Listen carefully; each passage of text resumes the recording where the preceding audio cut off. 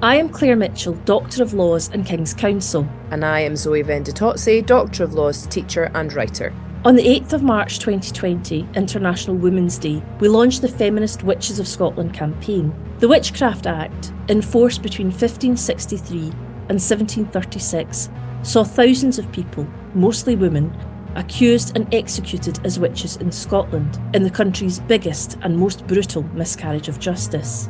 Our campaign had three aims: to get a formal state apology for those accused of witchcraft, to obtain a pardon for all those convicted, and to get a national memorial to remember those involved in the Witchcraft Act. On International Women's Day 2022, the first of our aims was realised when First Minister Nicola Sturgeon issued a formal state apology to those accused as witches.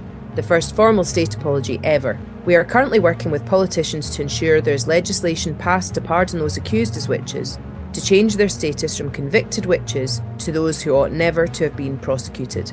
We continue our work to obtain a national monument so those who suffered will never be forgotten. Join us as we speak to the experts on the witchcraft trials, both here in Scotland and further abroad, as we explore the history of women in Scotland and continue the cultural conversation of what it means to be a woman. Hello and welcome to the Witches of Scotland podcast. It's our first podcast of 2024. And I know we've said this before, but I really, really mean it in my heart. And I meant it before, it just didn't happen, but it will happen. We're going to release more episodes this year, aren't we, Claire? I'm not even sure if I'm going to be drawn into this. I think, you know, like the word love is a verb, like you just do it, you don't talk about it. Yeah. Are you becoming like an influencer? Well, I'm just thinking we should just hashtag just do it. I think somebody else has got hashtag just do it. Would that be Nike? I think they do. I do. I don't think we can infringe on their intellectual property on that one. Not that. God knows it's difficult enough to put a podcast without bringing up my couch to 5k disasters in this chat. So yes, I agree. Yes. We should just do it, but not like in a Nike way. We're just going to make and release podcasts. In our defense, my lads. Oh no. We've been very busy. We have been crazy busy.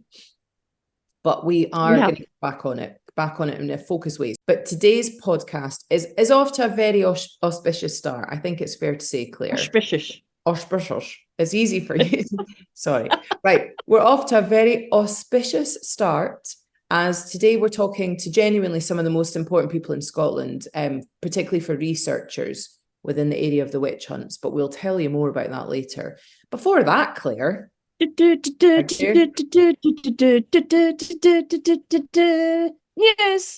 Thank you. I think we genuinely do need to get an actual musician to make us a news. I don't see what's wrong with anyway. Just carry on. Basically, we have got some different news today with people that have got in touch with us. And as ever, we are delighted to hear from listeners. We get people all over the world, as will be shown in what our news section is today. But it's very important for us to know what's going on in different communities. And if we can share and promote anything that you're doing, we'd love to do that, because one of the really important things about our campaign is about have different people working together under kind of an umbrella, and any way that we can help with that, we're really happy to do it. So one of the things I want to talk about first is this really cool artist called Rosie Andrew, who I think is still at art school. She's doing the most amazing stuff, and she posts some of her work on Instagram as Word Nazar, which I'm going to spell for you. It's her name backwards, right? So her name is Rosie Andrew, and her name on Instagram is at WERDNAEISOR. So it's Rosie Andrew backwards, okay? And we'll try and put some links up to that. Her work is so interesting and so creepy and so disturbing, because what she does is she makes photographs using AI where she imagines different aspects of like the witch trials. And it's something that is a kind of mind-blowing what she does. It really, really brings it to life. It's really creepy. It's really like beautifully realized. They're amazing photographs. Are they? I don't know if they are. They're not photographs. It's weird because that's what I was going to. I was going to ask. So, just for the technologically confounded amongst us, of which I am one, does she like do what they do on some of the apps about like drawing apps where they say, can you draw me a picture of a girl in a red dress? And the AI imagines that, and then you see, is it in a pink room? Or I'm not sure why I've got a girl in a red dress in a pink room, but you get the they're idea. black and white. They look like real photographs, okay? So they look like black and white photographs, and it looks like it's somebody standing, like almost like a member of the press that's photographed different things that have happened, okay? We're actually going to get her on the show because I think it's really worth looking at, because it's one thing talking about people that this happened to. It's one thing talking to researchers who explain what it was that happened to people in those days. It's quite another to see like a visual representation. And a painting, again, is one thing, but when it looks like it's a photograph, it's actually really hard-hitting, like really, really interesting. So Rosie's agreed to come on the podcast and talk us through like what her thought process was and how she's made them.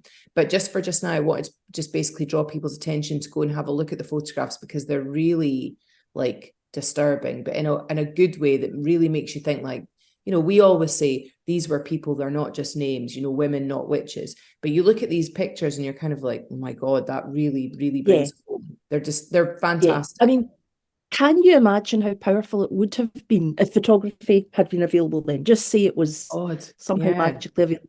If you could see pictures of, you know, all the crowds gathered together, pyres, very weird. But anyway, there is, of course, the slight link to photography with the witch trials in that Lilias Adie's remains, some of them were photographed, her bones were photographed in the very, very early stages of photography at the University of St Andrews. So there is a really tenuous link to photography in the witches. But that would be very, very fascinating. And, you know, like, just to go off on a slight tangent here, there must have been people when photography started that viewed photographs as being like witchcraft. You'd have a person standing there, and then through some amazing magical act that the person covered with the black cloak then was able to bring forth an image of these people. Like, that's bananas. I don't know, Claire, have you ever seen the photographs that there used to be? I think it was during Victorian period, where... I know what you're going to say. Can I just say that where people photograph their dead relatives as still being alive? Yeah, amazing. Can I just say that's how in tune Zoe and I's brains were? Because as soon as she started talking about weird photography, I'm thinking, don't say it. And then also those pictures of where mothers had pictures taken of their babies, but the babies were too small to support themselves. So the mother's behind, like covered in fabric, holding the baby. And at first glance, a lot of them see the baby. And then the closer you look, you're like, gee, there's a woman or a person anyway. Is that like passport photographs where you have to like hold the baby in like sideways? I'm not being funny. Anybody that has actually got a passport photograph of a tiny baby, which I did with mine, they were all very lucky to travel as tiny, tiny infants. I had to get photographs of my oldest son, who's now 20, when he was like, he must have been 2 weeks old. And I remember us holding him up in the photo booth and trying to prop his wee neck so his head was up. It's a great photograph though, but I didn't sit behind him with cloth on. Like, that was very much hands underneath the kind of the booth. Anyway, and were the Victorians doing that so the children looked as if they were floating, or just so they were part of the photo? Just so that it looked like the baby could support themselves, I think. Oh, I see. Right. Yeah. Okay. So the mother's meant to be invisible, although they're not, though, because, you know. Well, I mean, we're off to a cracking start here with the news, Zoe. I'm so glad we decided to let you do the first news item, because that means we've skied down a completely different path already. Well, this is the beauty of learning. It's all about curiosity.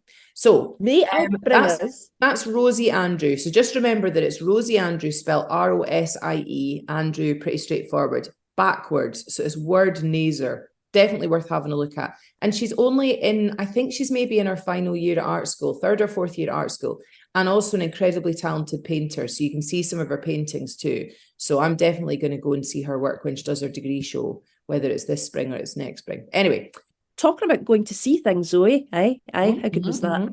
The Museum of Abernethy has some interesting things in the pipeline.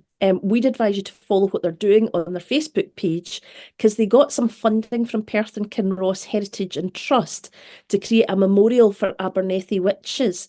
The stone that they have that they have got is now with the Mason, and as things develop, they're going to be sharing images and news. So, another place in Scotland that's erecting another memorial to the people killed in their village as witches. So, absolutely fantastic news to see that. Follow them on Facebook to keep up to date with that. Okay. And we've been contacted by another artist, haven't we, Claire? Yeah, we've been contacted by Anita De Soto. I hope that's the correct pronunciation. She is based all the way across the world in New Zealand, and is an artist who's retelling women's stories, responding to art history from a feminist perspective. I mean, that's just got to be interesting already when you've got so many male painters looking at the world. It's And so I know we're interesting. going She's to... sort of rethinking the master's paintings. Oh, wow. I She's love that painting them idea. like, you know, as if it's a woman that's thinking about the placement of like women and men in the paintings, rather than all being about the men in the foreground. It's more about the women. And women standing either willowy at the side, or Yeah. lying dying in someone's arms. It's always the way. So Anita has created several works about witch hunts and is really looking at the women taking centre stage, unlike, as you've said, Masters paintings, which was all about the men. So please do go and look at her work. It's anitadesoto.com. That's ANITADESOTO.com, and have a look at her images of the witch hunts and Yeah, other like things. her work is quite different in comparison to Rosie. So Rosie Andrews' work is like absolutely about the witch hunts. And it's Yeah. more about like sort of like the time period, and it's like about like my reading of it is like it's about sort of like fertility, and it's about women being sort of frightening to the men, and the men can almost not bear to look at them. So I think a lot of our listeners would be really interested in like these really beautifully painted works that she's done. Really lovely. Well, please do look at that. Now, we have loads more news. Lots of people get in contact with us as usual. We are working through our list. So please don't think because you've contacted us and we haven't given you a shout out this time, that's all the news that there is. We do work through it, and please do continue to get in contact with us if there's other news that you want to share. Yeah, you can get in touch with us through Facebook Messenger or through Twitter. I think, to be honest, Twitter, I know it's not called that anymore, is usually a quicker way to get in touch, because Facebook, we get quite a lot of people. But if we've not got back to you, please do give us a nudge. Because, you know, I know I always say this, but Claire and I both got really intense full-time jobs and various other things that we do as well. We don't have any staff. There's no committee. It's just me and Claire. So sometimes we will miss things with the best will in the world. So please, just if you've not heard, just give us another nudge, and hopefully we can share the stuff that you're doing, because it's really great to hear all the different things and be able to connect people up with other people. So today we're going to remember Janet Wishart, who was a woman of the age of 44, and she was in Aberdeenshire. She was arrested on the 2nd of February 1597, and her trial was then on the 17th of February, so just 2 weeks later. Her trial place was in the toll booth, and she was found guilty. Now, the reason I've highlighted Janet Wishart's day is because she seemed to be part of a family group who were possibly just an unpopular family in their community. And what it actually says in the database is that it was likely to be a neighbourhood dispute against an argumentative and unpopular family.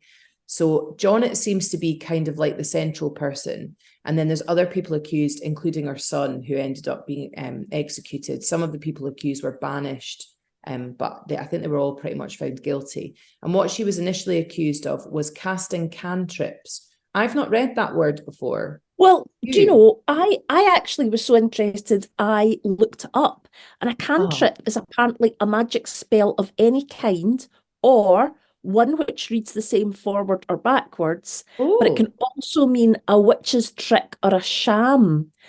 And interestingly enough, cantrip is a word which is used in the worldwide game Dungeons and Dragons, but it is in fact a Scots word.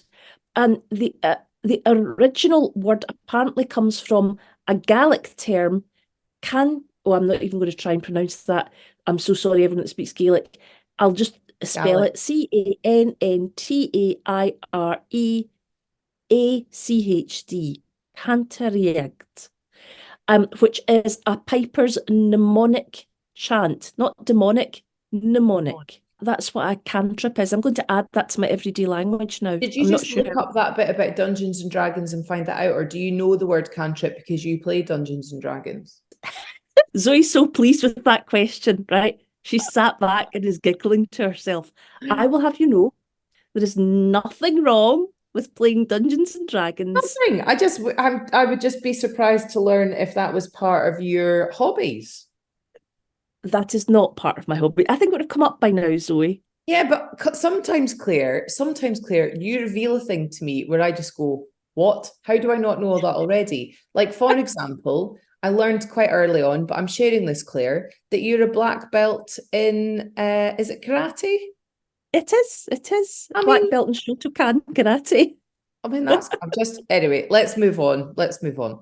Anyway, so she was accused, Jonnet, of casting cantrips or spells, but also of shape-shifting into a dog. And there were lots of accusations of her causing illness and deaths. She was accused of delaying the delivery of a child and of causing the child to be stillborn. I think there was different accusations as well about like wet nursing and things like that. And the stories that other people in her family were accused of, like her son, I think, was accused of prophecy because he said that his partner was going to be having a baby daughter before the woman even knew she was pregnant. So like the whole family were kind of, accused of things, which made me think about some of the research that Judith Langland Scott has done about the unpopularity. Is that a word? I don't know. My brain's on a go slow. And the unpopularity of people and about them being targeted because it was a more straightforward way of getting rid of people that were problematic in the community. So it seems a bit like that. But in the database, it also says the cause of the witch's malice came from failed business interaction. And she was also accused of property damage, of damaging estates. And she was accused of spoiling a whole brew of ale and attempting to poison a child who she had wanted to wet nurse. And then it also says other charges: murder, sorcery, cursing. But as is often the case with the documentation, it must be patchy, and that's why it doesn't go into detail about things. It's so frustrating that you can't go, well, who was she accused of murdering? Because it doesn't exist. It's sort of scrappy paperwork, which does make it quite hard to research in different ways. But I know that there are researchers out there who really, really know how to do research that then will find something like that and then do their very best to try and kind of get to the root of it and find the paperwork through different ways and means. Anyway, so the other members of her family were accused, including her son. She was found guilty and sentenced to death, and it just said by burning.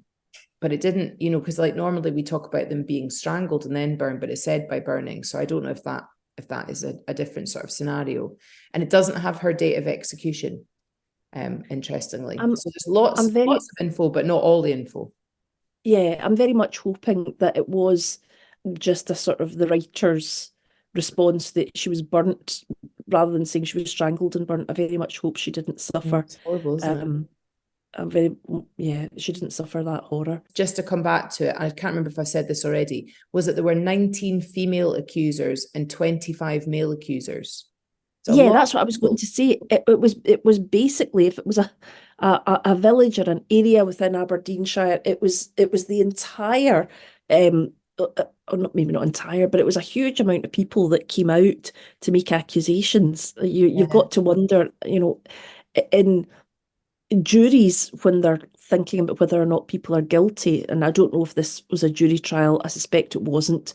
I suspect it was probably just a judge sitting by themselves. But juries are told to think carefully about each individual witness and to decide whether or not they believe the allegations of each witness and whether or not they're true or not. But one witness's evidence can help support another witness's evidence, because you can think, well, I'm not really 100% sure about that witness's evidence, but the other one is absolutely compelling. So if they're telling one story and the other story is so like it, that helps me look at the other story and go, that's probably right. So it's just human nature. If you've got one person alleging something happens, then you think, oh, okay, well, that could be true. If you've got 30 people alleging it or 50 people alleging it, the more people that allege it, the more likely you are to think that it's true. Yeah. But we also know through the research that we've done that people would make accusations to give themselves more standing in the community, or even, and I think this is quite understandable, to protect themselves from accusation. Absolutely. If you were an accuser, you were less likely to be the accused, maybe. So yeah, scary combination of things that happened. So we remember her today and her death in 1597. So our guests today, dun, dun, dun, dun, dun, dun. I don't know why I'm doing another terrible musical bit, but our guests today, we've been trying to arrange to have them on for absolutely ages, like literally since the beginning of us recording the podcast. And we finally managed to actually get a date that works for everybody. So our guests today are none other than Professor Julian Goodare, who's an esteemed expert on many areas of history, but preeminently about, preeminently, is that the right word? Yeah, preeminently. I'm not sure it is. Mostly about the witch trials. So we've mentioned Professor Julian Goodare on various occasions. We've had him on as a guest right back at the beginning. We've also got him on today with Euan McAndrew, who's the Wikimedian in residence at the University of Edinburgh, and who is, amongst other things, responsible for the database. And that's what we're really going to be talking about today. And then our third guest today is Ruby Imrie, who's a fourth-year computing student at the University of Edinburgh. She'll explain to you her part of being involved in the project. Now, this is quite an unusual podcast in that Claire wasn't able to do it because I told her one date, but actually it was the next day. So we both turned up on the Monday for the meeting and our Zoom, and we're both like, oh, I wonder where the guests are. Like, that's unusual that nobody's turned up. And then a little light bulb went on in my mind that went, Zoe, you idiot, I think you've arranged with them for Tuesday. And then Claire couldn't do Tuesday because of her work down in London. So this is a podcast where it's just me. So I'm really sorry, everybody. I hope you can suffer the horror of not having Claire. Oh, best of luck, everyone. Okay, so without any further ado, Professor Julian Goodare, Euan McAndrew and Ruby Imrie.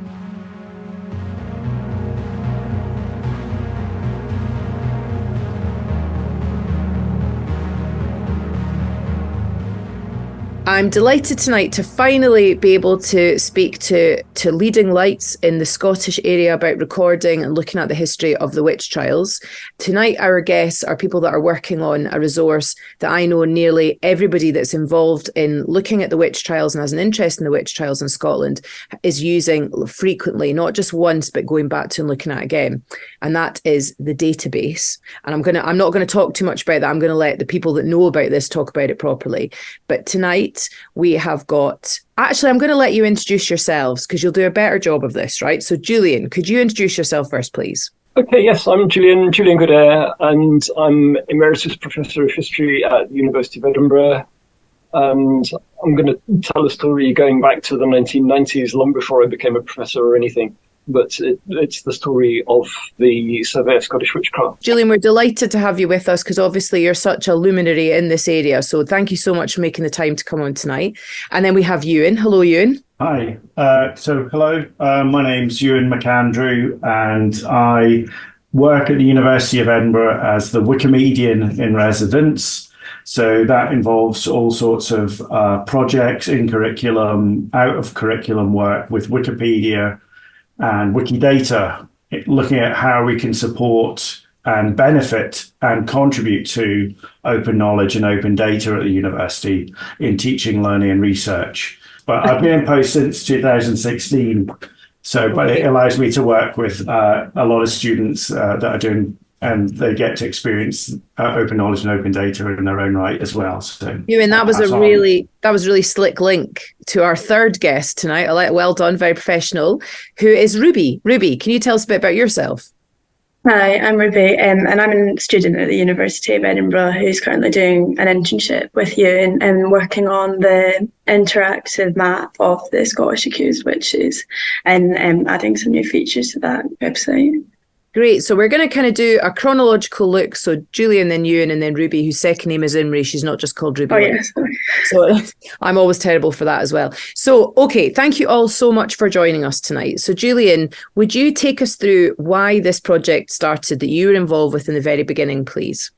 Okay, well, this project started in the mid-1990s, and there were four of us in the original team. There was me, Julian Goodare. There was Louise Yeoman, who was the co-director. I was the director. And then there were the two researchers, Lauren Martin and Joyce Miller. And so how four of us came together. And initially it was me and Louise. And in the 1990s, we were both junior scholars who were interested in various aspects of Scottish history, including witchcraft. And we were beginning to look into witchcraft, and there had been some very good work done in the 1970s. And Christina Lana, who was the great pioneer of the subject, had written a brilliant book called Enemies of God, The Witch Hunt in Scotland, published in 1981. She had also directed a project that had produced, if you like, a database, or at least a list of all the witchcraft cases that she and her colleagues could find. And they produced a book called The Source Book of Scottish Witchcraft. And Louise and I were using this, and we knew a lot about the Source Book of Scottish Witchcraft and how useful it was. But we said to ourselves, this isn't the last word on the subject. They didn't look at local church records, and we know that there's a lot more witches in those records. And there's various other areas where we could improve it. And in the 1990s, people had more idea about computers. And Louise and I were having coffee, and I said to Louise, we could do a new database. Not just an improvement to the source book that we know, but let's just do a completely new one, and we'll have more fields, and we'll have the power of computers and have much more data and make it sort of searchable. And, the latest thing we thought, we could put it on a CD-ROM. And we started developing this project, and there were other historical projects that were doing databases on CD-ROMs. But in the late 90s, people were beginning to have this thing called the internet and the World Wide Web. And we noticed that it seemed to be possible to put a database on a website. This was at a time when a lot of people weren't using the internet at all, but we noticed that it was possible to put a database on a website, cutting edge in those days. And so we jacked in the idea of a CD-ROM, and we decided we'd go for a web-based resource instead. So we designed the project, and as Louise and I were doing this, I got an email from this woman in America. Hi, I'm Lauren. I'm interested in women and the Scottish witch hunt, and I'm doing a PhD and want to make links. And she started joining our project. And then we also met Joyce Miller, who was doing a PhD on magical healers, charmers, and she was using a lot of the same records. And so she got involved as well. And so we put a funding bid into the Economic and Social Research Council. Can we have money to employ Lauren and Joyce to go around and look at the local archives and gather a lot more data? And so that's how the Survey of Scottish Witchcraft was born. And it went online in 2003. And originally it did actually have a map, but the map was the most troublesome feature of it, and it kept breaking. And more than once I tried to get it fixed. But in 2019, along came a much better map that I hope Euan will tell us about in a minute. In fact, he might tell us about it right now, but I'm going to pause just in case Zoe or anyone else has got any questions about what I've just said. What were people's reactions to you working on this new database? Because now, obviously, the witch trials are of great public interest. But even when we started what we were doing sort of 3 years ago, I don't think it was as broadly spoken about. So did people know and talk about it out with academia? It wasn't talked about so much. Lauren and Joyce used to say to me, when they would go into the archives or when they were talking to other researchers, they would say, they would get into conversation, and this person would say, "Oh, and so are you a witch yourself?" We get that all the time. They often got asked that, right? Yeah. And it's a very gendered thing, because I don't think ever in my career I've ever once been asked that. Really, Julian, that's really, it's sort of not surprising, but also mind-boggling that people just absolutely wouldn't think that. They take you as a serious historian, serious academic, whereas a woman doing it, every single event that Claire and I do, every single event we have to say, we're not witches. It's fine if you are a witch. We don't have a problem with witches if that's what you identify as in the modern day. But we're absolutely not magical, and we're the complete opposite of that, really. So that's really interesting to me. Okay. Yeah. It did have a public profile, and students were interested in it, and it was something that made people sit up and some of the other things that Louise and I do, like covenanting piety, where it's a sort of niche thing, or taxation, which I do. Yeah, I don't get lots of emails going, Julian, tell us about taxation. And less grabby. It's less grabby, that's right. I did get once into the Sunday Times about this. James VI nearly bankrupted Scotland or something along those lines.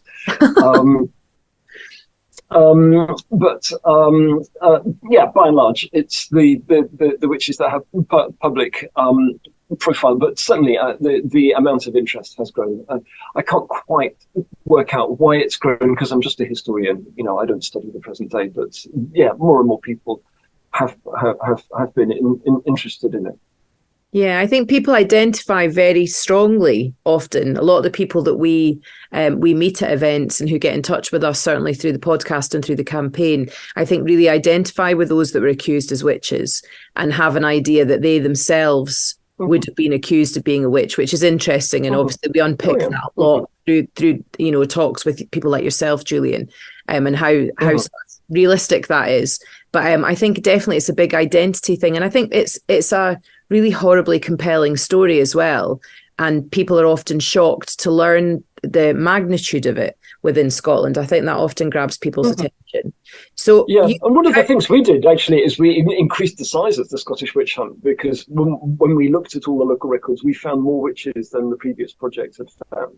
And do you feel that there's more even than you uncovered at that point? Because I know you've said to us before you had a certain amount of funding and a certain amount of time, and there might have been more if you'd had more money and more time. Well, part of the problem is that a lot of records just have gone. The records are never going to be complete. There will have been thousands of records that are mostly lost.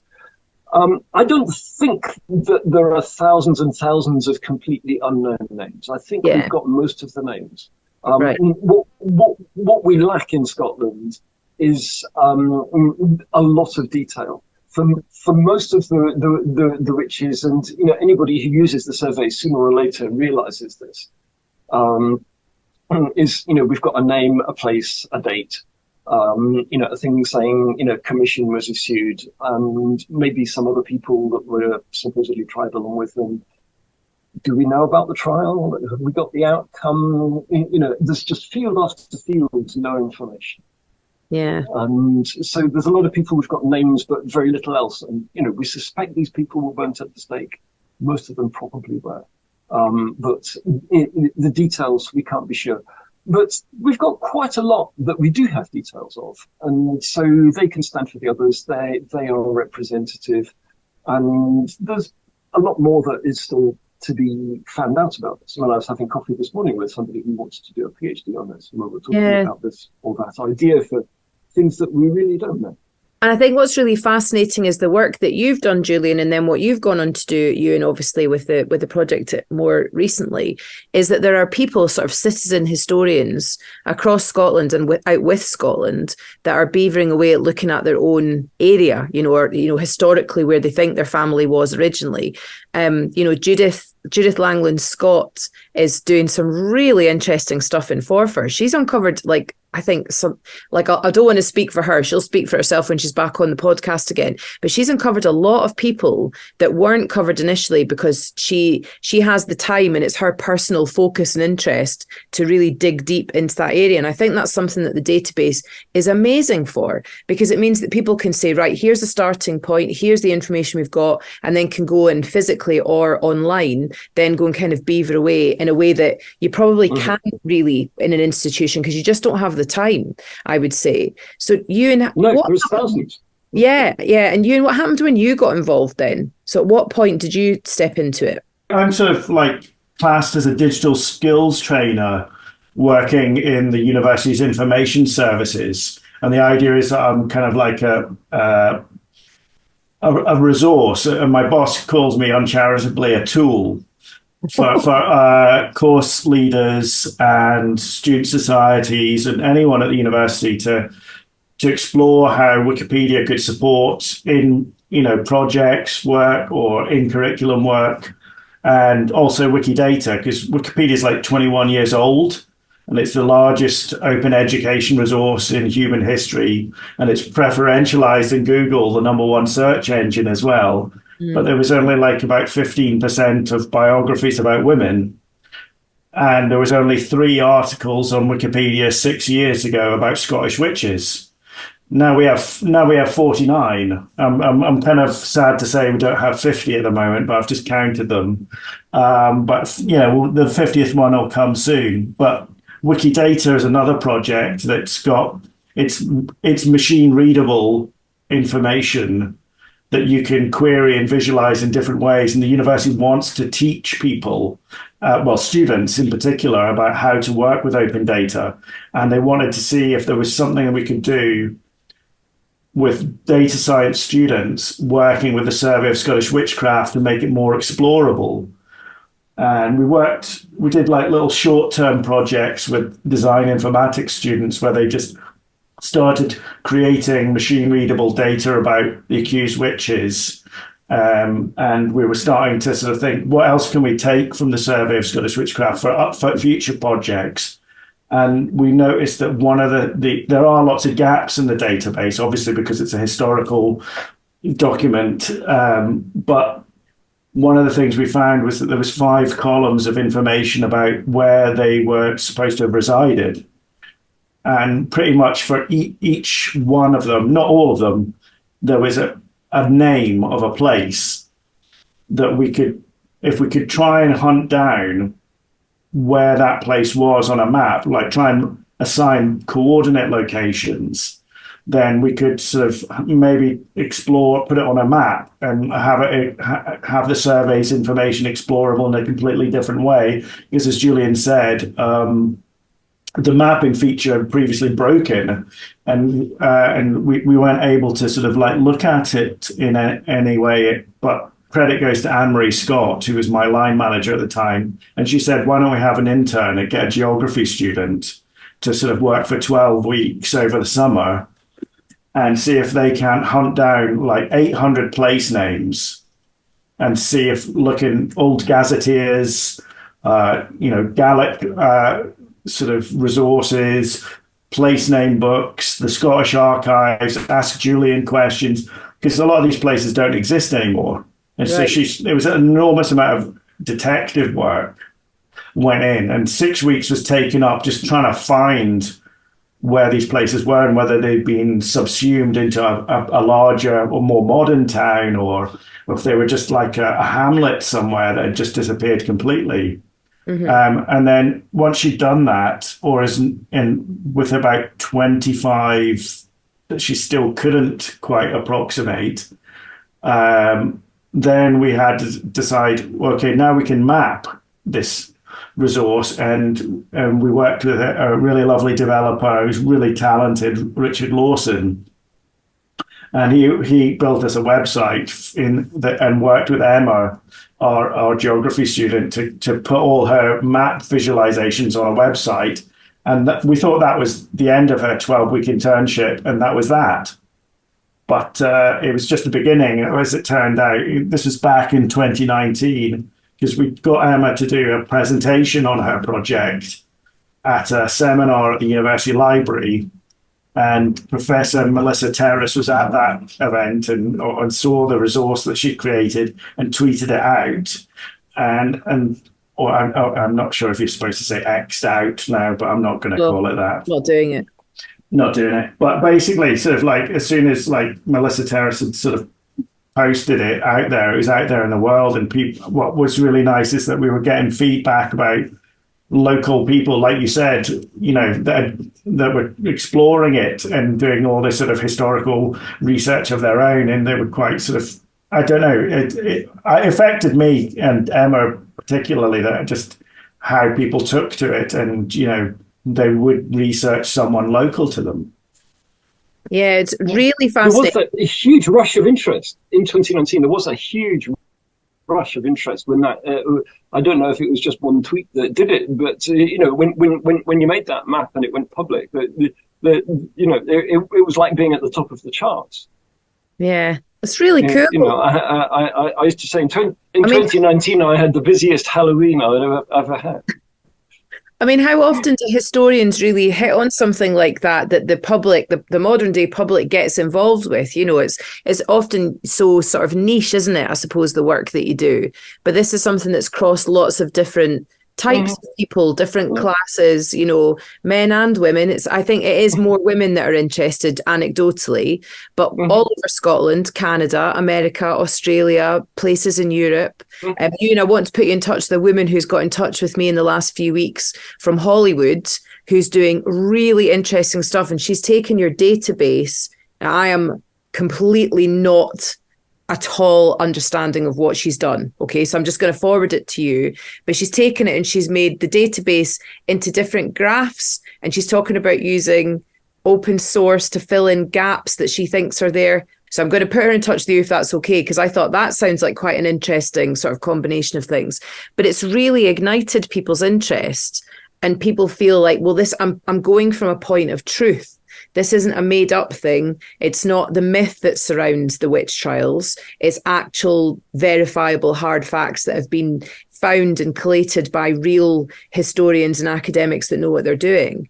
Why have you now looked at taking it in a different direction? Is that the right way of putting it, with the internship that Ruby Imrie's done? Like, what's happened recently?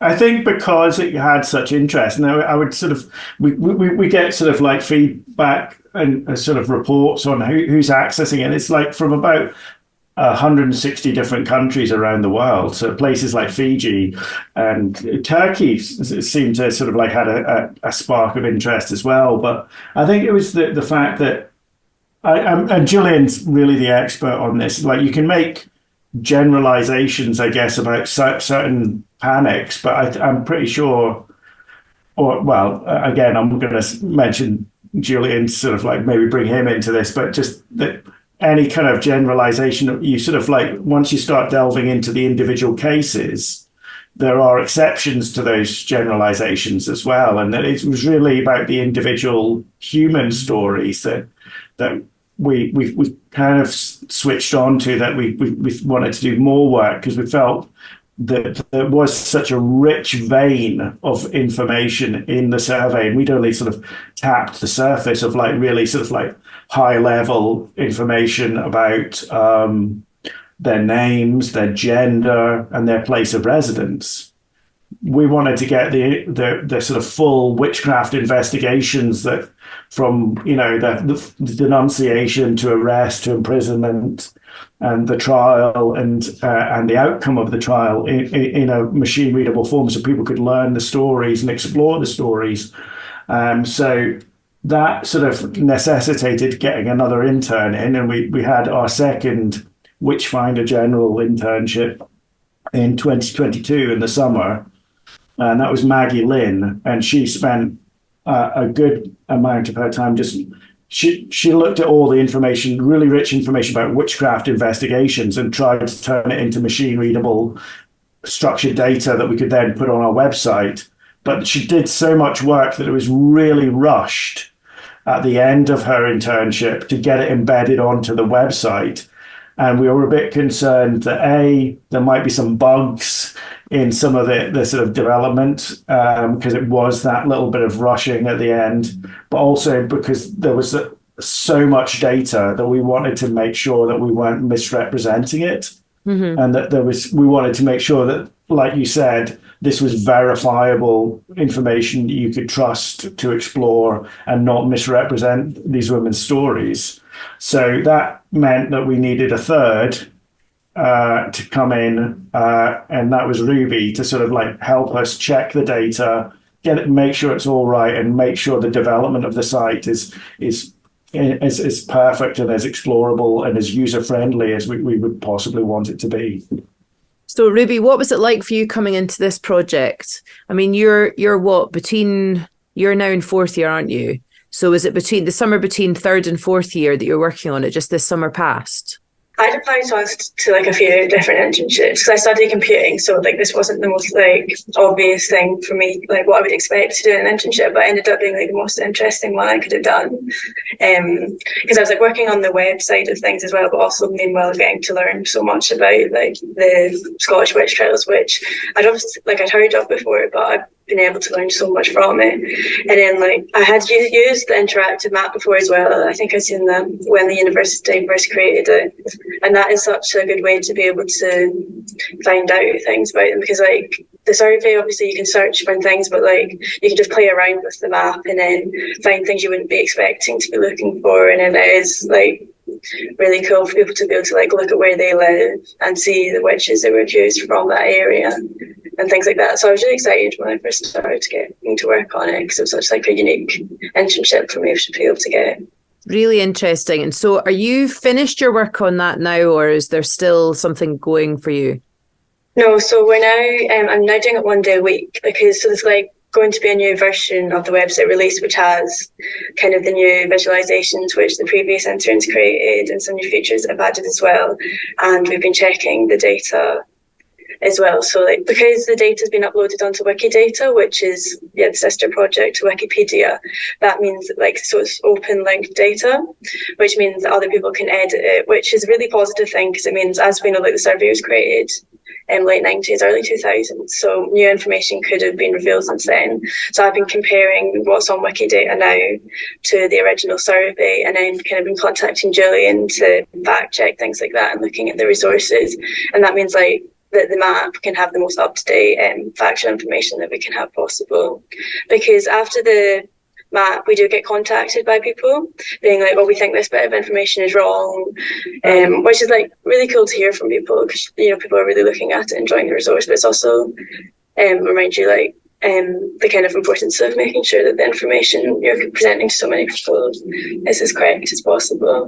When people get in touch and they say, "Oh, this bit's wrong," and then you check it, I don't know if it's Julian, I've just got a picture of you sitting with just hundreds of books around you, just trying to work out, like, is this bit true or not?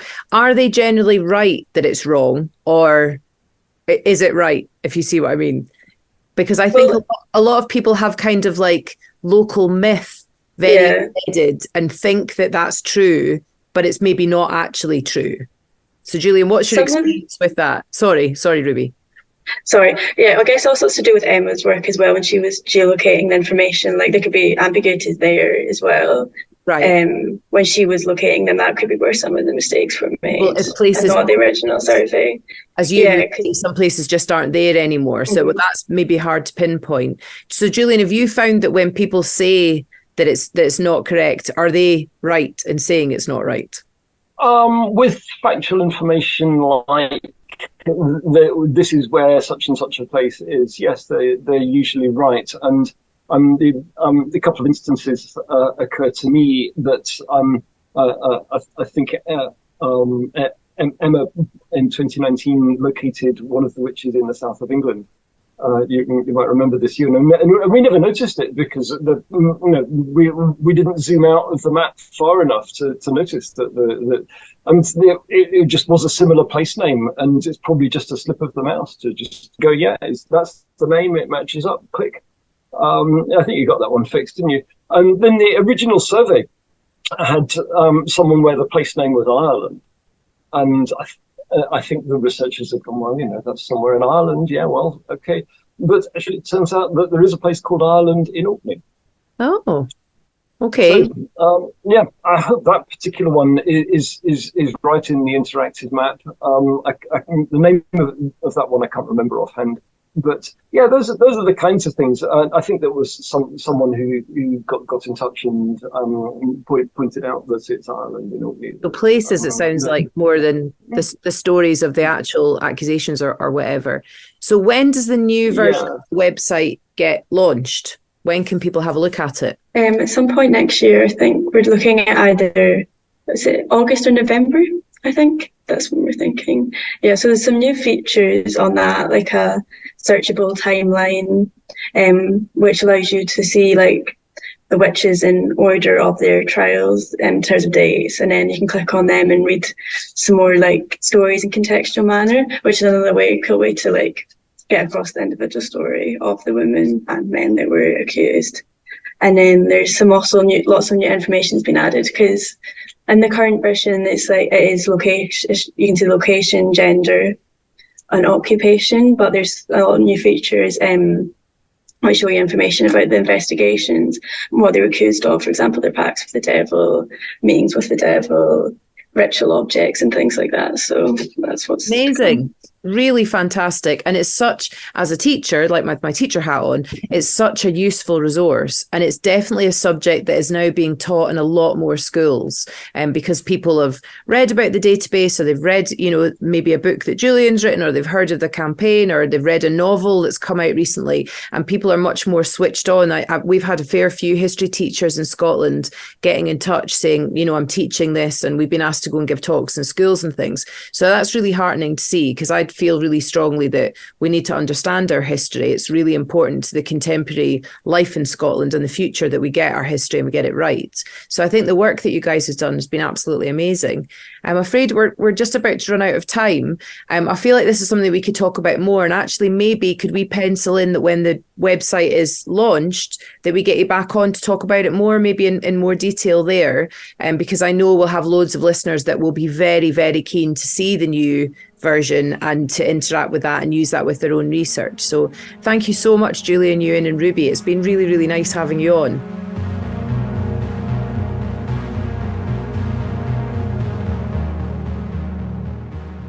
This is a bit of a bonus diversion, right? Okay, it's not strictly about witches, but it's about something that we have talked a great deal about in different ways over the years. And it features somebody that we met on Twitter that we thought he'd make a great guest. So our guest today is Kristof Smeyers, who's a postdoctoral fellow at the Roosbroek Institute, which I know I will have just mangled the pronunciation of that, at the University of Antwerp. His research interests are magic, the supernatural and the occult, and their connections to the histories of religion, science and folklore, as well as their historiography and their archive history. Kristof's a really great guest, actually, and we need to get him back on again, but I'm not sure under quite kind of what auspice, because it's not really about witches. But anyway. So, Zoe, would you like to reveal what we're going to be talking about, or should we let Kristof explain that himself? I think we should just let Kristof take it away, because he's the expert on these particular entities.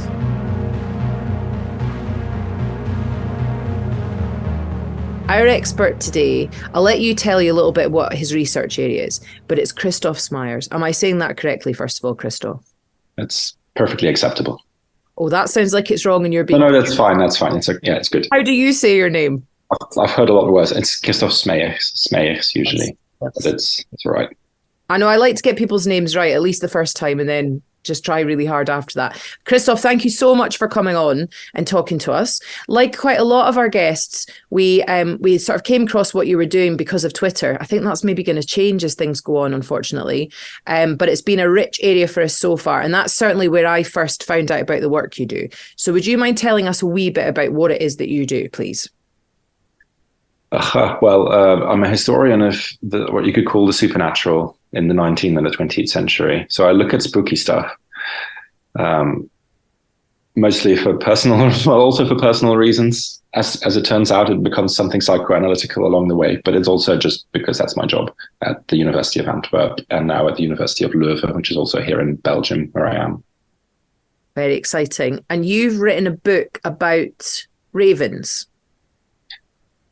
Yeah, it wasn't my professional go-to. It was something I did during COVID, also because of Twitter in a way, where there were some academics who were setting up a Twitter bestiary, I guess you could call it, where we all took a letter of the alphabet for ourselves and dedicated it to an animal, and then tweeted about the history of that animal as much as we could.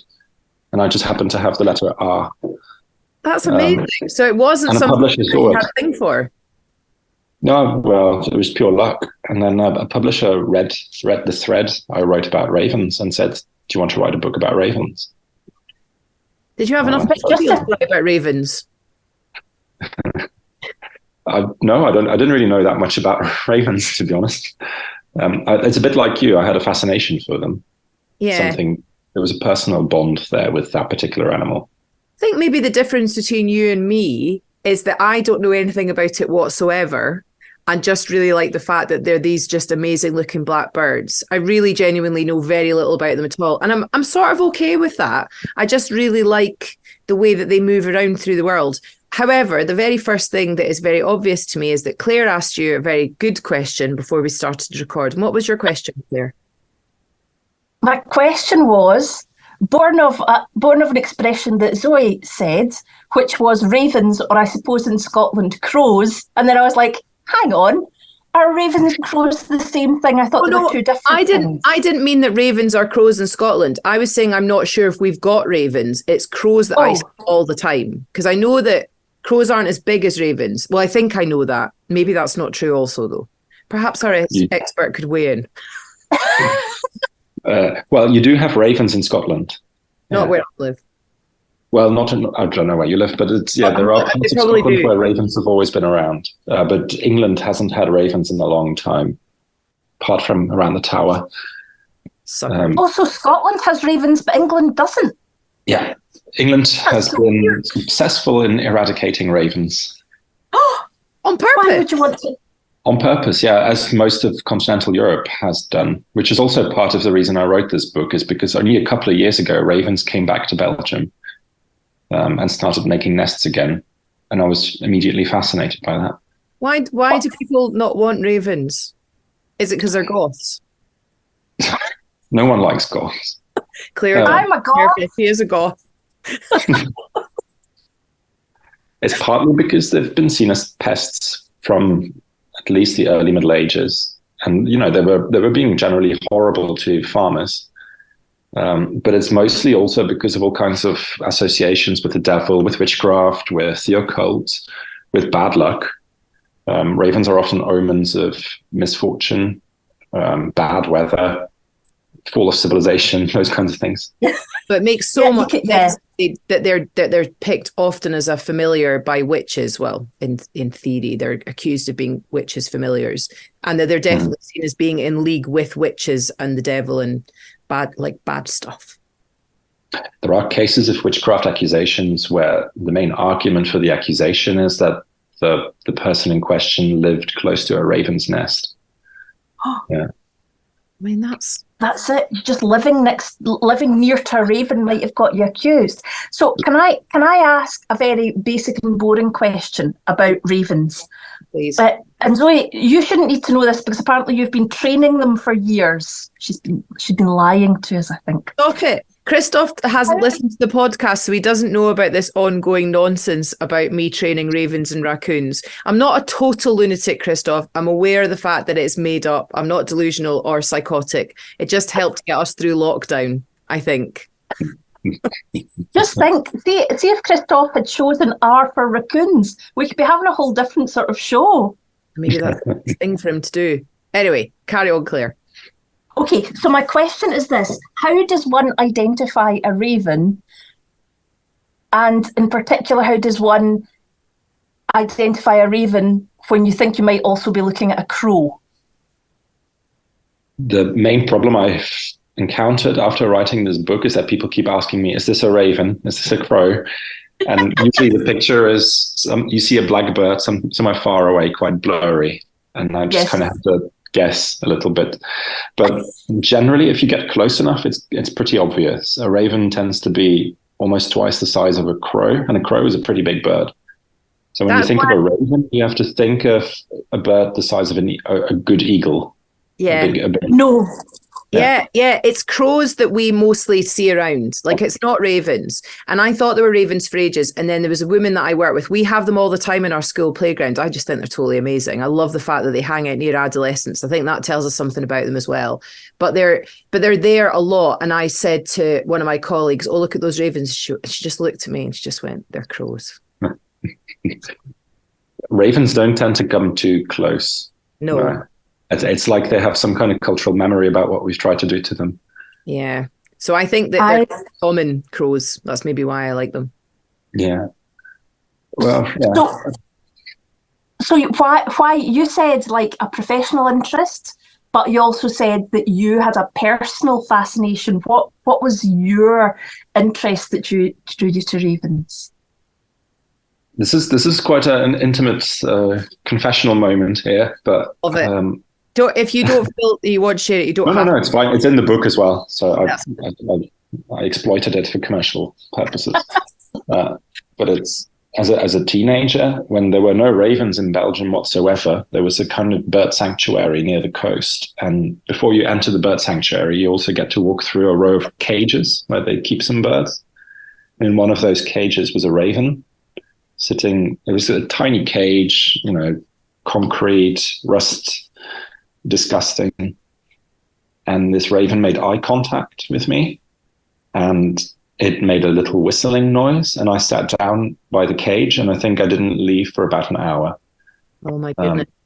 And the raven, well, and I have to be careful who I tell this to, because sometimes people make fun of it, but it felt like I was talking, and made all these different kinds of noises, because it's a very versatile songbird. It's a songbird, effectively. And it played games with me. So we played with sticks, we played with stones, we played some kind of communication game. And that stayed with me a lot. Yeah. I remember learning that those cages were gone and that the bird had died. And I thought that was it was a very difficult moment, actually. Yeah. Oh. Because they're known for being clever, aren't they? They're sort of, I mean, are they clever? It sounds like they are clever birds. And crows got a very big brain. Yeah. Yeah. A very big brain. I'm a very close. Well, the nerves are very closely connected, so they've got a very good memory. They've got a very good spatial memory, but they've also got what they call a social memory. So they recognize people's faces, like on the level of the individual. Mm-hmm.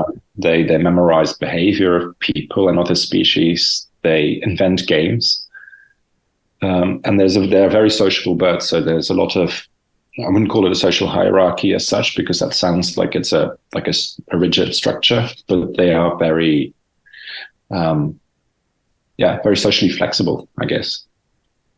Have you made the acquaintance of any other ravens since then? No. You're one raven man. No. Maybe, I don't know if I can. I don't know if I'm over it. Back to Belgium, you might come across one. Yeah, I've walked in the woods where they are and where they've built nests now, and every year there's always a couple of eggs coming out. So the population is growing. And you're saying that they're big like the size of, say, like a toddler? No, maybe not a toddler. Like a 1-year-old. Like a 1-year-old. Yeah, like a 1-year-old. Hang on. Yeah, that's pretty big. Love that fact. When they spread their wings, it's quite a daunting sight.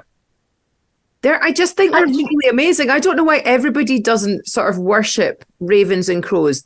I know I'm just going to keep lumping crows in with ravens, because to me they're not the same thing, but they're equally as amazing. Just they're so beautiful. I just think their faces and their beaks and the color of them, the depth of the color of them. What's wrong with people? There's so many different shades of black on a raven, which is very impressive. And also, like you say, the shape of the beak is something that you can recognize a raven from as well, because it's really shaped like a hammer, and that's how they use it as well. So they're incredibly strong birds. It's just 1.5 kilos of muscle and feathers, really, because you need to have quite a lot of muscle to keep that up in the air. Yeah. And they use these hammer beaks when, for example, in the far north, where there is solid ice, they can hammer their way through ice just using their beak. And do you think their association with like evil and that sort of thing is purely because of their color, their size? Yeah. You know, that they just look kind of intimidating, and people have got a connotation of, the devil and, the man in black and all that sort of thing. I think that was the most surprising thing, that the explanation is almost that simple. Yeah. The blackness of the bird and the size of it and the sounds that we associate with ravens. And it's their connotation with death as well. So they're usually the first birds on a battlefield once the battle's fought. Because they're very clever. So they'll eat human flesh. Yeah. Listeners to the podcast, Zoe just looked even more excited by that new information about ravens. Yeah, they're versatile. Who Pragmatic. Are Kristof, are ravens the ones that if you build up relationships with you, they'll bring you toys, like they'll bring you shiny things or pebbles? They can do, but crows can do that too. Most of that bird family, so the corvids, I think you can build that kind of relationship with. My dad had a friendship with a magpie who would do something like that. Also love magpie. Kristof, are you perhaps your father as well, like wizards or sons of wizards? Yep. With familiars of ravens and magpies, because magpies are also associated. One for sorrow, they're associated with. I might just be a British sadness. Was it? Well, it's 1 for sorrow, 2 for joy. I think 3 for a girl, 4 for a boy. That's not sneezes, is it? No, 5 for silver, 6 for gold, 7 for a secret never to be told. That's amazing. I love birds. I don't understand why people don't like birds, and a lot of people really don't like birds. My mum's really scared of them. Is it the flying? I think it's the flying. I think probably it's the film The Birds partly. I think also she senses they wouldn't take any of her shit. I feel that's part of what. Luckily, my mum doesn't listen to our podcast, so it's fine. But I just those birds are all just really like. I've never touched any of them, obviously, but when I see them, I just have this I wouldn't try to do this, but I would just really like to hold them. They just look like they'd be a really satisfying hold. There was a moment in the 19th century, which wasn't very long-lived, where it was kind of fashionable for middle-class families to have ravens as pets. For that, partly because of what you just described, because people thought it was fun to hold them and to have them, fly around and perform tricks. But you can teach them to talk a little bit. So it's a party trick thing as well. They call them the poor man's parrot. But people would rather. I would definitely go for a raven any day over a parrot. Absolutely. But I think for a start, it would go with my wardrobe. I think yes, it would. It would go with everything. Would work. I mean, I'm not dressed in an all black style, but I usually am dressed completely in black as well. And I just think it's no shedding. It's not problematic. Is there anywhere that still keeps ravens as pets, Kristof? I'm wondering whether or not Scotland we should bring it back. As pets, I'm not sure. There's a reason it was not very long lived as a fad.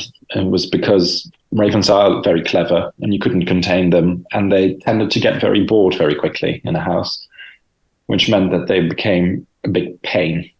There's a lot of cartoons in Dutch newspapers from the time where you see the woman the lady of the house chasing the raven through the house while it breaks everything. What sort of period was that then? That's late 19th century. So, I mean, Charles Dickens had a pet raven. Ravens most of his adult life. He was a bit of an obsessive with ravens. That makes a lot of sense, though, doesn't it? Like you would think. Is it? I always think it would be Edgar Allan Poe that would have a raven, not Dickens. Yeah. Well, Poe never had one as a pet. Was it? Like he wrote friends. Was Dickens Arthur Conan Doyle? Didn't they? Didn't the two of them do sort of spiritualism together? They had an interest, or was it Dickens debunked it and Conan Doyle was into it, or the other way around? Doyle was into it, definitely, yeah. There's like what happened was that I think Dickens basically had pet ravens most of his life, and he liked them a lot, and he used to push them into his stories. And Poe read one of them, and he wrote a review of one of the stories and said, you could do a lot more with ravens as characters, and then he wrote The Raven. Oh, that's how it happened. How interesting. But Poe just like, you take all the hard work of the raven, I'll just write about it in a gothic way. Yeah, well, the bird was chasing the children. Oh, well, that's not so good, is it? Wow. It depends on the children. It's a funny story. You can tell the mother depends on the children. So during lockdown, one of my friends, Rosemary, made friends with what I think is a raven, might be a crow, And it used to come and visit her every day, and she used to feed it a local biscuit in Scotland called an Abernethy biscuit, and also pepperoni. And this crow it was a crow or a raven, to be perfectly honest. It was a big black bird, but I wasn't quite sure as to how to identify it. But she sometimes shows in feed. Like, crows are quite big. That's why I thought crows were ravens until my colleague said to me that it wasn't, because crows themselves they're not little. They are quite goodly sized birds. Well, I very much enjoyed the fact that she'd befriended one during the lockdown, and it came to her every day. But one way that we can work out if it was a crow or a raven, are ravens solitary birds like robins? Or do they bond, and like wood pigeons, do they have partners? So they're bond, but one of the main differences between crows and ravens is that crows tend to appear in group. Okay. Whereas ravens, they find a partner, they stay with the partner for the rest of their lives. And then afterwards, they also have a mourning period if they become a widow or a widower. They don't need to wear black. So crows are more like a kind of a sex cult type of a setup, where they're just... Well, I don't want to advertise it, but maybe. We always think, when I think of like birds that mate for life, I think of swans and wood pigeons, but we should really be pushing the raven. I think the difficulty with ravens is they all look identical, so it might be difficult to work out if they're boyfriend-girlfriend or boyfriend-boyfriend or girlfriend-girlfriend. Once you get really into ravens, though, you can tell the differences between individuals. Can you? Can you, personally? Yeah, they don't look all the same. No, they all look black and they're all huge, but they're all, in the way they walk, the way they talk, the way they move. Did you have to investigate ravens? Like, how did you do your research? What should we read about if we want to know more about ravens? If you want the honest answer, a lot of the research was watching YouTube videos about ravens doing funny tricks. Okay, I like that. Modern research, because you can, but the way that the way that we can learn about it is just by getting your book. You've done all the hard work for us. Yeah, it's all there. It's just you have to learn Dutch for it, because it's no, not in English. Is there a translation? What? No. That's a I should have probably said that at some point. Yeah, but I just genuinely... Right, okay, well, we have to find you an English publisher, surely. Gladly, There's enough Goths in the UK. I mean, like Scotland, if it has ravens, surely there's a group of people who want to know about ravens. I would think so. And there is talk in England as well about reintroducing ravens. I don't want England to have ravens. They can stay raven free. I feel ravens are more Scottish, I feel.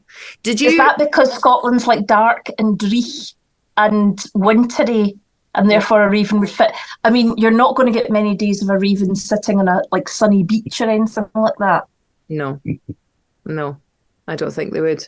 Did Belgium have an issue with witch trials? And were ravens associated like distinctly with that as well in Belgium? I haven't really come across ravens in those witch trials, also because I haven't studied the witch trials as closely as I probably should have. But you did have a witch trials period as well, though. Yeah, it's the same period. Yeah.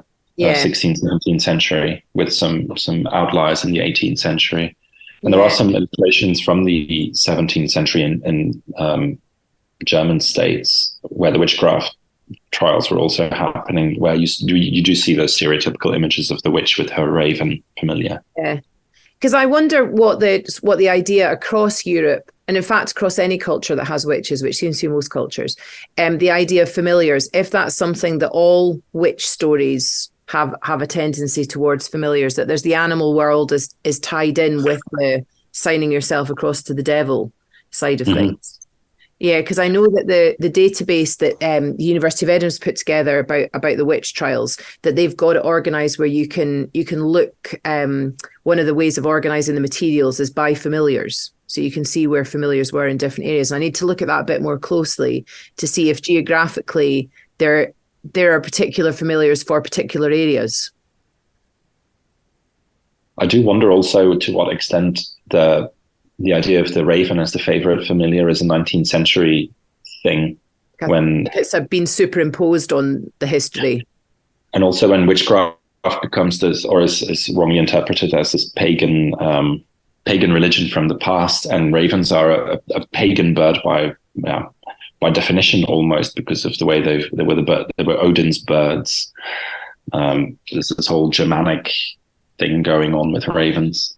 And that's just all kind of mashed up post-event in the way. One of the things that we do with the podcast is sort of get different experts that can come on and do kind of a myth busting, because obviously one of the biggest issues with the witch trials is people's modern perception is that they were healers and they were midwives and that they were just pagans living their herbal lives, and that that the man couldn't tolerate it. And we know that obviously that's not true.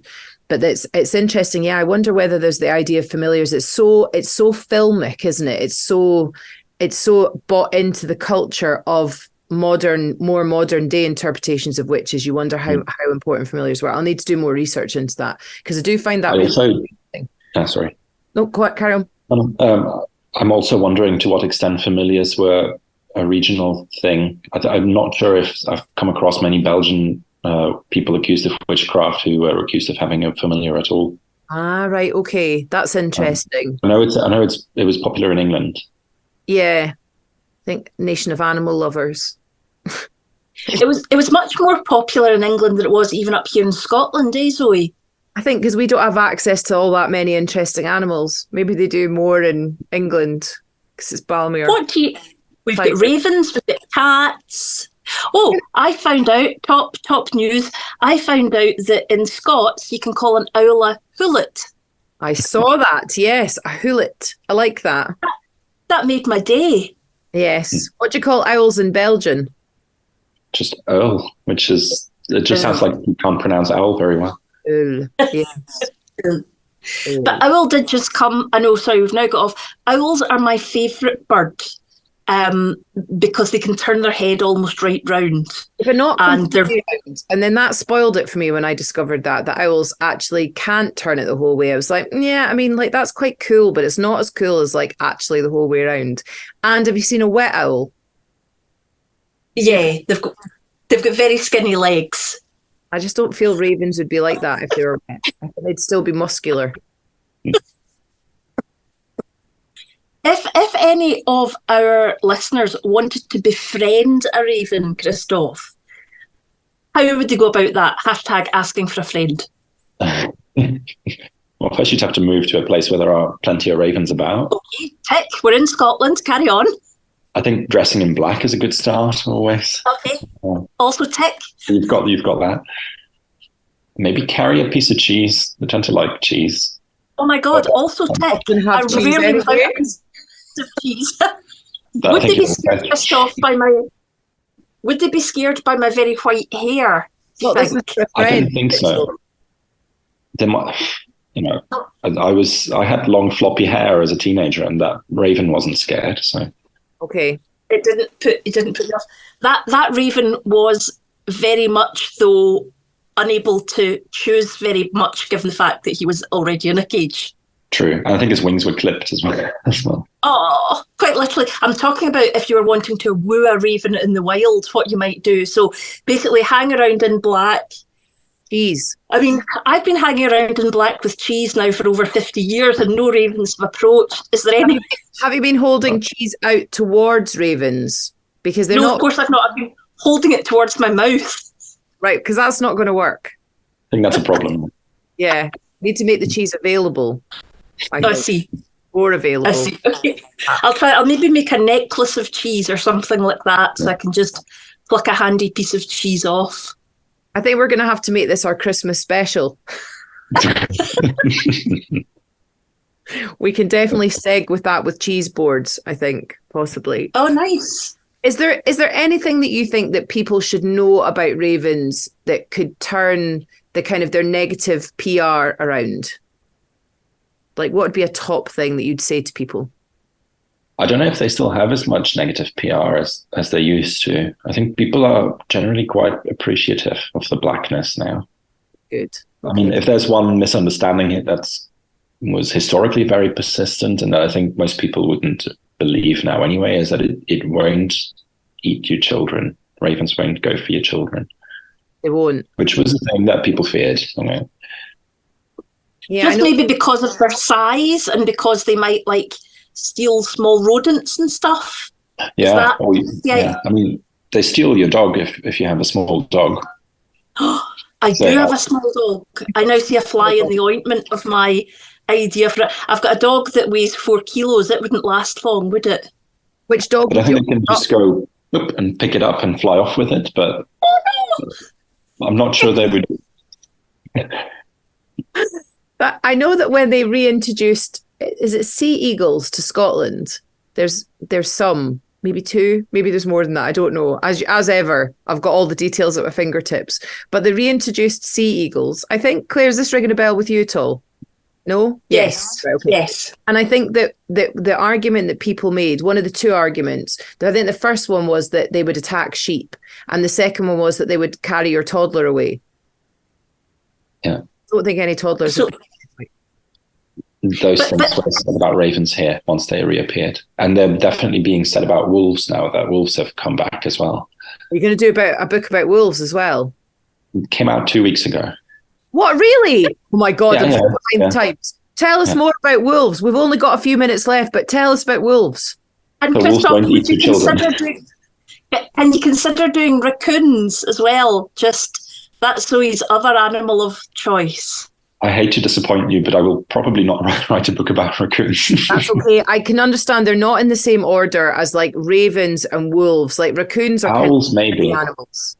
Owls, maybe, Claire. But I get it. Oh. I'll write a book about raccoons. It'll be a very short book. It'll just be like, hands. You're like little burglars. That would be my entire book. But wolves, though, are wolves then definitely seen in Belgium in the same way that I think people in Scotland would, which is that they shouldn't be reintroduced and that they're dangerous and that they would kill your children and your sheep.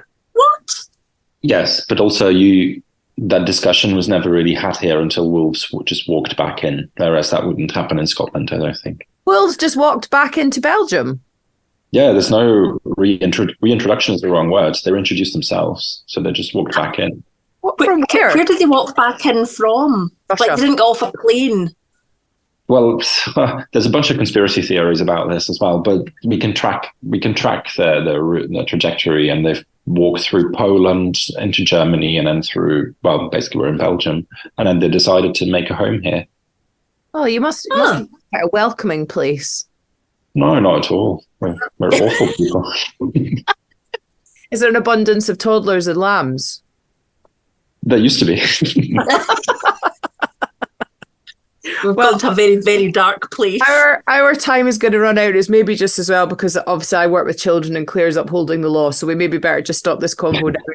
But Kristof, I'm sorry that you've been inflicted subjected to our stupidity. Nonsense, absolute nonsense with this. But I remain a firm fan of the raven, and they're slightly lesser in some ways, pal, the crow. And I'm so proud that Scotland has ravens and England doesn't.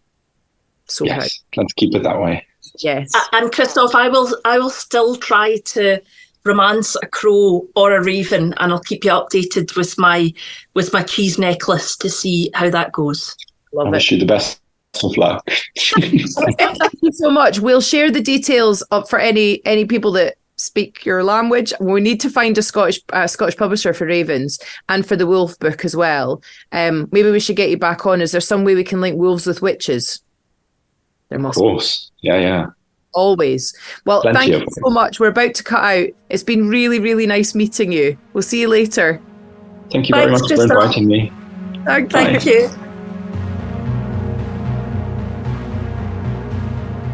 Well, thank you very much for joining us today for the first podcast of 2024. What number is it, Claire? I forgot to say that. Zoe, we should have said at the beginning what number it was. And as you should well know, she says, playing for time, I think it's episode 71. 71. Now, I think it's episode 71. It's probably best if I check that. Yes, it might be episode 71. I have checked it, and it is episode 71. Excellent. So thank you for joining us for episode 71. It's quite good that it's a 1 at the beginning of the year. Quite like that. It's been a pleasure to have you here listening to us warbling as usual. Please get in touch with us on Facebook and on Twitter, and we look forward to hearing different things that are going on around the world with your own work on memorialising and researching. Bye! Bye!